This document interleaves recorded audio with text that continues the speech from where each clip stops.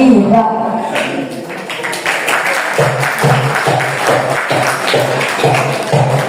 Teman-teman, ada yang tahu nggak apa itu gibah?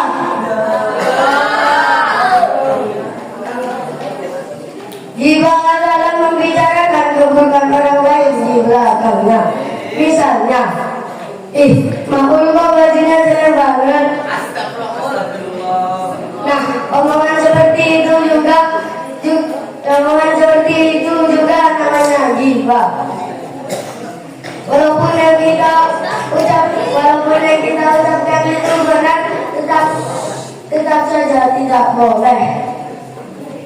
Bagaimana Allah berfirman dalam Al-Quran surah ayat 18. A'udzu billahi minasy syaithanir rajim. Bismillahirrahmanirrahim. Ma yalfizu min qawlin illa ladayhi raqibun atid. Shadaqallahul azim. Yang artinya tidak ada satu kata pun yang diucapkannya melainkan ada di sisinya malaikat pengawas yang selalu siap mencatat.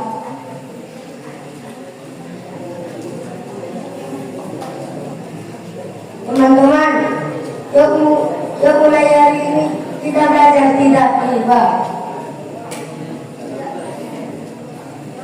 Rasulullah sallallahu alaihi wasallam al-muslimu salimal muslimun nabi lisanihi wa yadihi.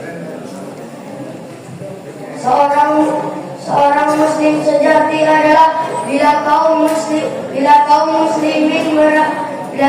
muslimin merasa selamat dari gangguan lisan dan tangannya.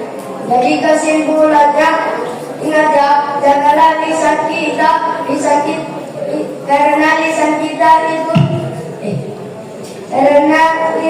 kita itu seperti pisau. Jika tidak hati-hati, bisa melukai hati orang lain. Cukup sekian dari saya. Kurang lebihnya mohon maaf kepada Allah Subhanahu wa ta'ala. Wassalamualaikum warahmatullahi wabarakatuh. Assalamualaikum dan santriwati. Assalamualaikum untuk para dewan juri. Assalamualaikum warahmatullahi wabarakatuh. Alhamdulillah rabbil alamin. Wa bihi nasta'in wa la umri dunya wa ala alihi wa sahbihi ajma'in. Amma ba'd. Yang saya muliakan dan yang sama-sama kita muliakan Al-Muqarrabul Mahadul Quran. Dan yang saya kadiri Dewan Kasatid Rasatidah Pondok Pesantren. Dan tak lupa juga santriwan dan santriwati Pondok Pesantren. Syukur Alhamdulillah atas kehadirannya Allah yang Maha Mu'min, yang nikmatnya tak terukur. Semoga kita menjadi hamba-hamba yang selalu bersyukur. Salawat diberikan salam selalu tercurah kepada Habibana wa Nabiyana wa Maulana Muhammadin. Semoga kita diakui dari hambanya yaumil kelak. Bahayanya penyakit hati. Penyakit hati adalah hal yang sering Penyakit hati adalah hal yang tidak disadari oleh banyak orang. Penyakit hati dalam Islam diantaranya iri hati, sombong dan riya. Penyakit hati dalam konteks ini berdasarkan dengan sifat-sifat buruk yang dapat mengganggu perilaku seseorang serta mempengaruhi tindakan mereka. Sebagaimana firman Allah dalam Quran surat Al-Baqarah ayat 10. A'udzu billahi minasy syaithanir rajim.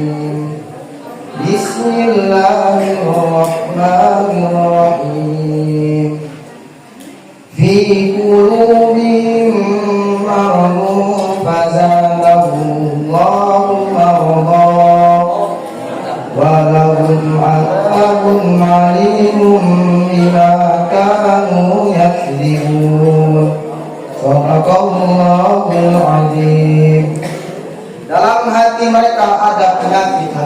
Lalu Allah menambah penyakitnya dan mereka mendapat azab yang sangat pedih karena mereka selalu berdusta.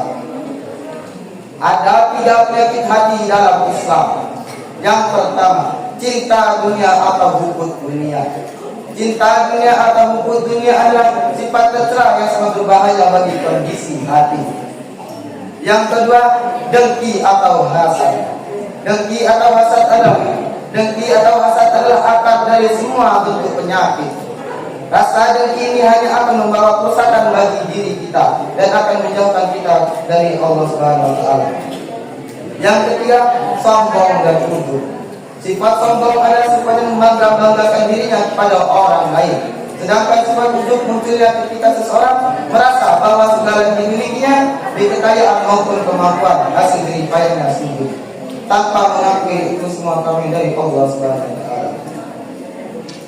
Rasulullah SAW bersabda, Inna Allah ala yanzuru ila suwarikum wa amwalikum walakin yanzuru ila qulubikum wa a'malikum. Sesungguhnya Allah tidak melihat apa bentuk rupa dan harta, akan tetapi Allah hanya akan melihat hati dan amal kalian. Hadis riwayat Muslim nomor 2524. Jadi kesimpulannya, marilah kita bersama-sama menjadi hati yang ada di dalam diri kita. Ingat hadirin, Allah tidak melihat harta kita, Allah tidak melihat rupa kita, dan Allah tidak melihat pangkat kita. Akan tetapi Allah hanya akan melihat hati dan amal kita. Sekian dari saya, kurang lebih semua. Allah SWT. Wassalamualaikum warahmatullahi wabarakatuh.